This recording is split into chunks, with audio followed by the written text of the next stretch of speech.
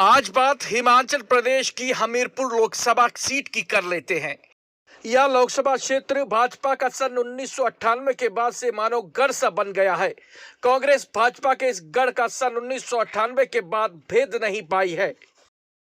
इस सीट पर कांग्रेस आखिरी बार सन 1996 में जीत पाई थी। उसके बाद से भाजपा का इस सीट पर परचम लहराता गया।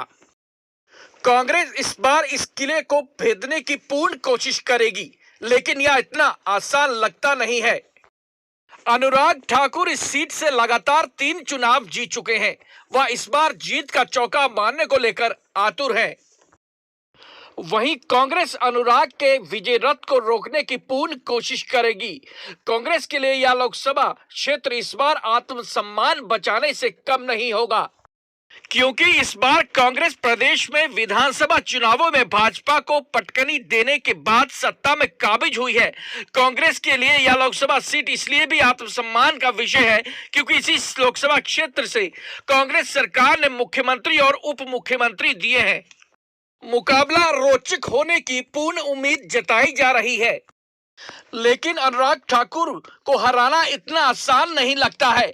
अनुराग ठाकुर की बढ़ती हुई लोकप्रियता और केंद्र सरकार में मंत्री पद, यह सब विषय जनता के ध्यान में केंद्रित हैं।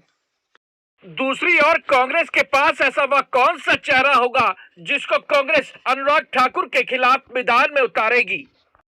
अब बात उन चेहरों की कर सकते हैं जो अनुराग ठाकुर के खिलाफ मैदान में उतर सकते हैं। ऊना से शुरू करें तो सबसे पहला नाम जो ध्यान में आता है वह प्रदेश के उप मुख्यमंत्री मुकेश अग्निहोत्री का है। मुकेश भी सन 2003 से लगातार विधानसभा चुनाव जीतते आ रहे हैं।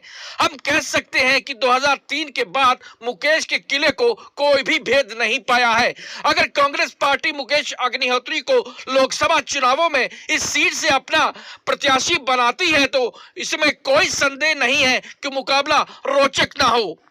दूसरा नाम जो ऊना से जहन में आता है वो नाम है सतपाल रायजादा का। सतपाल रायजादा युवा नेता हैं, विधायक भी रह चुके हैं। युवाओं में भी उनकी अच्छी पैठ है, यह भी बेहतर उम्मीदवार हो सकते हैं। अब बात हमीरपुर की कर लेते हैं। हमीरपुर से भी 2 नाम जो चर्चाओं में बने हुए हैं। एक नाम मुख्यमंत्री के राजनीतिक सलाहकार सुनील शर्मा बिट्टू का है। सुनील शर्मा बिट्टू मुख्यमंत्री सुखविंदर सिंह सुक्खू के काफी करीबी माने जाते हैं और संगठन में भी विभिन्न पदों पर रहे हैं। सुनील शर्मा बिट्टू जिला हमीरपुर कांग्रेस के अध्यक्ष भी रह चुके हैं। सुनील शर्मा के पास राजनीतिक अनुभव भी है। सुनील शर्मा बिट्टू भी एक ऐसा नाम है जिसको कांग्रेस पार्टी लोकसभा चुनावों में अपना प्रत्याशी बना सकती है।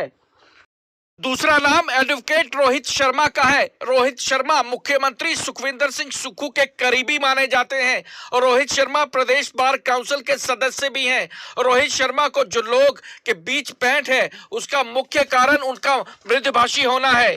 रोहित शर्मा का सरल स्वभाव और मृदुभाषी होना ये लोगों के बीच उनको चर्चित बनाता है। इनका भी नाम कांग्रेस प्रत्याशी की दौड़ में बना हुआ है। बात सुजानपुर विधानसभा की कर लेते हैं। यहां से राजेंद्र राणा एक ऐसा नाम है जो कांग्रेस के कुछ लोग दबे शब्दों में ले रहे हैं। दबे शब्दों का प्रयोग इसलिए भी कहा जा सकता है क्योंकि राजेंद्र राणा खुद इस सामंजस्य में है कि वह भविष्य का फैसला ले या ना ले। बात राजनीतिक भविष्य की कर रहे हैं क्योंकि राजेंद्र राणा खुद यह कह चुके हैं कि कांग्रेस में स्थापित रहना भविष्य का फैसला है। राजनीति में संभावनाएं कभी खत्म नहीं होती हैं। राजेंद्र राणा भी एक ऐसा चेहरा है जो कि अनुराग ठाकुर के लिए चुनौती पेश कर सकता है।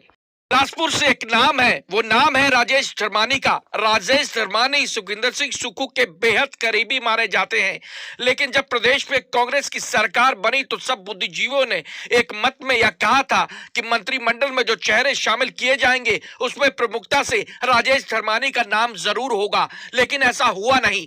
लेकिन हाल फिलहाल में देरी से ही सही राजेश धर्मानी को वो जगह मिली। चलो देर आए दुरुस्त आए, राजेश धर्मानी के पास अच्छा राजनीतिक अनुभव है। साथ ही राज्य स्तर पर संगठन में काम करने का भी अनुभव उनके पास है। यह भी एक ऐसा चेहरा है जो कि लोकसभा में कांग्रेस की तरफ से प्रत्याशी के तौर पर उतर सकते हैं।